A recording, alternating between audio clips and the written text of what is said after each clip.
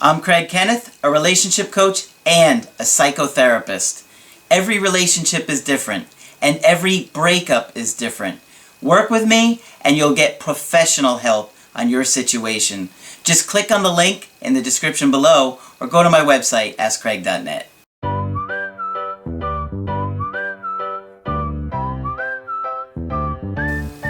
Hi there, I'm Coach Craig Kenneth, and I'm with Coach Margaret. And today we're doing a video called There Was Another Guy. There was.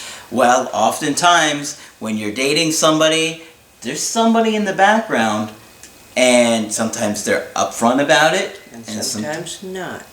And sometimes, if you're not exclusive yet, they may start talking to somebody else or go back and forth. There's a lot of different things can happen. And when you're getting into a relationship or even in one, when somebody doesn't get their needs met, a lot of times instead of acting like an adult, we know what happens. They kind of regress and become childlike. So, got a good email today, and this is from a guy in his early 30s. He was dating a woman in her mid-20s for 9 months. Now, they lived together for 6 months. So think about that. They were only together for 9 months, and they were living together for 6. They got together very quickly. And that can probably indicate some things right there, huh? Yeah. Let's see what he had to say. He was telling a little bit about her background, and he said her mom was a bad mother. Fairly abusive, always getting drunk with her friends, and made her do housework from a young age. Her dad wasn't around. He was never there for them. She always felt alone and self-harmed for a short time at age 12. Oh, that's terrible. Okay. So what are your thoughts right there? You got a 12-year-old girl hurting herself. It would immediately concern me. There are some people who take it lightly and sort of as a manipulation to get attention, but it's much more profound than that. This child was so angry, rather than hurt someone else, even her mother, she took the anger out on her arm.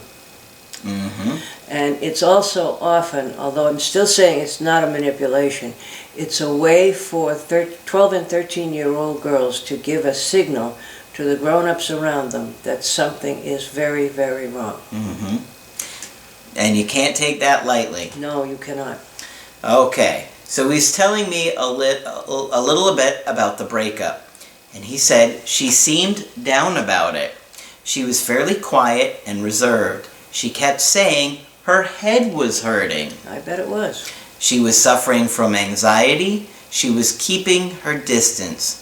She seemed more upset 2 weeks prior when she told me she didn't know what she wanted and she was crying. She told me she wanted to be on her own as she's never been single for more than a few weeks. She wanted to focus on herself. She didn't say much when I was packing to leave. She was just applying her makeup to go out. That's a little startling. It can be concerning for me if I'm moving out of the house and she's putting on makeup like, To go out. Who is she trying to look good for? Right. Well, if you remember the name of the video. Yes. There was another guy. There was another guy. What do you think about her symptoms here, though? Because I was reading off quite a list. Yes. Well, first of all, it sounds like some early trauma. He uses the words fairly abusive. I'd have to know more about what that means. But her using the cutting to soothe herself, and I know that sounds crazy, but when people cut at any age, but particularly this age, it's an attempt to change how they feel inside. And if you make your wrist hurt, that removes your focus right away from whatever it is that's bothering you. But it's a terribly destructive way to have to soothe yourself, get yourself to calm down, and be okay. Now, people are probably thinking, how does cutting yourself soothe yourself? Apparently, there's a whole field of literature on this, but the consensus appears to be that endorphins are released when that happens. That when you cut yourself, you automatically feel a little better. And oftentimes the other thing that happens is everyone wants to rush you to the hospital for being suicidal when in fact you weren't suicidal at all. You were trying to cut for relief. That can happen. Doesn't sound to me like anybody has asked this kid how she's doing inside. All right, so let me go on a little bit. About the breakup, I asked him how he handled it, what happened. He said I was cool, calm, and maintained emotional self-control. No begging or crying. I took responsibility for my actions, which led to the breakup. I told her I loved her, care about her, that I want her, and want to work on the relationship. But if she doesn't want to, I'll walk away. Sounds like an adult to me. Yes. I agreed to the breakup and did just that. She has reached out to me first every time since, usually regarding the houses we needed to sort things as the lease was up at the end of April, but once or twice when she was drunk and depressed. He said that they talked yesterday and there was a text exchange regarding the house. He didn't feel like it was an indirect approach trying to get his attention, just that it was business. He told me that the two biggest problems in the relationships were his behavior. He said he wasn't clingy or needy, but he was miserable a lot of the time and pushed her away in an effort to bring her closer by shouting, a little bit controlling, and hints of jealousy. So that tells me he was very anxious. Good heavens, yeah. And so he was trying to get her close and doing all these crazy behaviors, which ultimately pushed her away. But he didn't seem to anticipate that. No. And interesting enough, that's what he said in the next sentence. I didn't realize that. This all stems from anxiety. Okay, I agree with you, buddy. I would also cause arguments while I was drunk. I know. So he sounds like he knows that he caused part of this issue here. And the other problem was that they never did anything together. During 2 weeks after our breakup, she reached out a couple of times when she was drunk. The second time, 2 days ago, we spoke on the phone for 4 hours. She told me she was miserable, depressed, and is self-harming again. Yeah. Her arm is a mess. Yeah. She said she doesn't think she can be alone. She can't cope feeling alone. Right. Well, she said she felt lonely as a little girl, didn't she? All of the time? I think... When she was made to clean the house. Yeah. Like Cinderella. Yes. She says that I'm the only one she can talk to, that she feels better when she talks to me, and misses me a lot. She also told me one of the reasons she broke up with me is because she got feelings for another guy. And she felt bad about it. So she ended our relationship. At least she told him. Yeah. But she didn't or hasn't done anything with him. But she wound up leaving him for this other guy. Oh, yeah. Okay. So, that's interesting because she's saying, you know, you're the one that makes me feel better. Right. But then she's going off with this other guy. Yeah, who's going to make me feel better faster somehow. Well, I'm guessing that all those chemicals will get released in her brain, the oxytocin and the dopamine and all the stuff of dating somebody new will make her feel better. Right. Not to mention the alcohol, which is mentioned throughout here. Mm-hmm. It's mentioned in his life, in her life, and in her mother's life. Mm-hmm. So, I'll speak first to her. I think she should look for the nearest therapist who knows something about self-harm and addiction. Yep. And who can do something with her very, very sad-sounding childhood experience. Unfortunately, she probably won't be seeing this video. Probably not, but we can always hope. Now for him, and he certainly doesn't sound like a bad or evil guy or abusive, there's something terribly wrong with his emotional reasoning. He was going to yell at her to bring her closer to him. How did that work? Right? Well, in the anxiety state... Yeah, in an anxiety state, that's only going to get you more trouble. Yeah.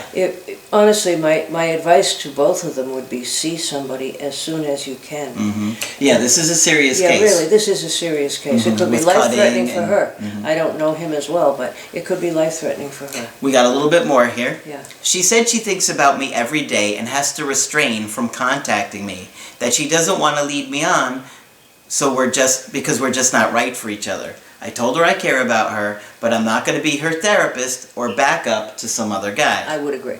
The next day she invited me over for coffee because she needed someone to talk to. Then on the night, she turned up where I was drinking, uninvited, invited me to another bar, then invited me back to her place. We had a good night, and I was drunk. I cuddled her until we fell asleep. Told her I care about her, and deep down I want to be there for her. Bit sloppy, I know. No sex happened. We were both pretty smashed. So he's got a few questions. When it was great between us, it was great. The first 4 months of our relationship was amazing. Well, what first 4 months aren't amazing? Right. She loved me like crazy. I still love her and care about her deeply. I want another chance so I can be the man I was in the beginning. How do I get this girl back? And does she really have strong feelings for me, or am I just a second option to this other guy she has feelings for? You say in your videos you give us a solid strategy and over-prepare us. I can't wait. My anxiety is going through the roof, thinking about her getting with another guy.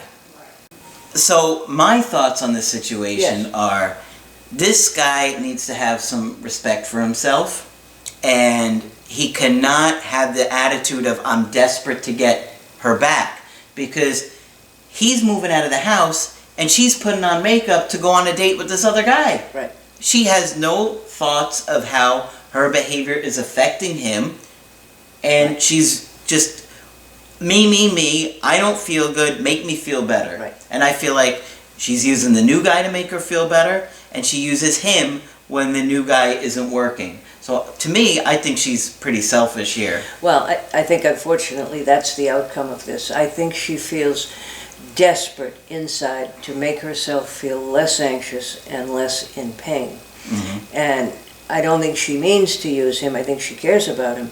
But that is in effect the fact, unfortunately. Yeah. And it's going to take a while for her to get things straightened out. It sounds like there's no reasonable thought about emotions. I just told you to move out, but I'm going out now. Yeah, and she doesn't even think how devastating that would be to get thrown out of the house, and then she doesn't even care. She's so wrapped up in herself, she doesn't even care how that's affecting him. You're absolutely right. And how can you possibly be in a relationship with somebody that thinks so little about you that they don't have any concern? To get ready for a date in front of you? Well, when you're just moving out of the house? Ed, good point. We need to help this man value himself higher. Mm-hmm. And he's probably going to feel guilty or like he's walking away from her. But the price of staying with her is probably really too high. Mm-hmm. And it's not going to work out until you can have some respect for yourself and say, look, I'm not going to be a backup. I'm not going to... You can't chase this woman and beg her or be desperate to get her back when she doesn't even seem to care about how you feel. And she's totally unpredictable. Yeah. And emotionally, she is just not in a good place and not ready for a relationship at this point. Now, that doesn't mean she can't get herself help, which I hope she does, because she's got some serious issues going on from early childhood. And then maybe they could slowly try and work something out. But at this point, he isn't even a priority. He needs to say to himself, and it's hard to say to people because they look at you quite shocked, you have to put yourself first. You have to look at what's in it for me. Because our first and foremost loyalty has to be to our healthiest selves. Mm-hmm. I don't see much in this right now for him. No, I don't either. So, if you want to get my help personally, go to my website, askcraig.net, and we'll figure out what Margaret's going to be doing in the near future. But of course, I'm not going anywhere because I know some of you guys... You're not going to lose Craig. I don't want you to think that because I showed up, you're going to lose him. No, it's a bonus. Yeah. It's an added bonus. So, that's it for this video. I'm Coach Craig Kenneth. I'm Coach Margaret. And I will talk with you soon.